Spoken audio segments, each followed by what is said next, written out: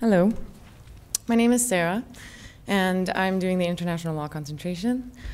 Within our group, we had a vast majority of comments, and they were all geared towards how great the GPI could be for international law.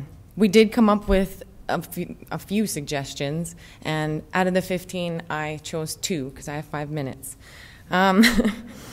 So one of the first suggestions that we had was that we believe that not enough sensitivity was given to women's involvement in the economic system.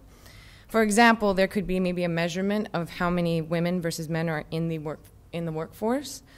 The GPI is a composite of multiple indices, and because the status of women is an indispensable indicator of overall peace and prosperity, a suggestion might be to maybe include the World Economic Forum's Gender Gap Index to arrive at a more comprehensive global peace.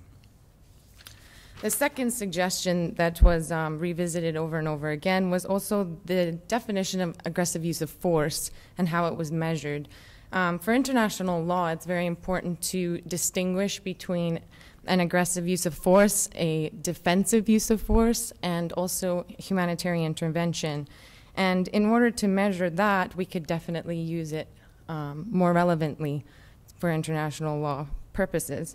Also, there could be more of a distinction that could be made between successful aggression and unsuccessful aggression from the state perspective. So, for example, if there's continuous efforts from one state attacking another, is that considered, is that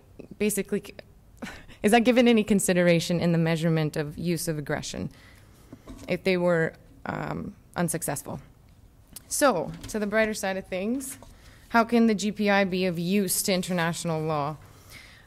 First off, we definitely think it's a great tool for early warning signs of potential conflict zones. This can be used to try to prevent conflict from erupting, violent conflict from erupting. That was for you, Hill. The ICC, the International Criminal Court, can maybe use this index and as a tool in recognizing hot zones, so to speak, and maybe see which zones are in immediate need of more courts, policing, humanitarian intervention, etc. Also, for transitional justice, the GPI can be used to measure how well a particular intervention has done, and also how well international law structured a particular peace agreement, and where it could use some improvement. Further, in addition, it maybe can be used as a possible way for nations that are trying to become sovereign states in implementing a peaceful domestic system and therefore becoming more likely to achieve statehood in the international realm. So overall, I say 2 main suggestions that we agreed on were, 1, it may be more applicable to international law if there was an additional indicator included in the measures which measured each state's adherence to international law and also to their peacekeeping treaties.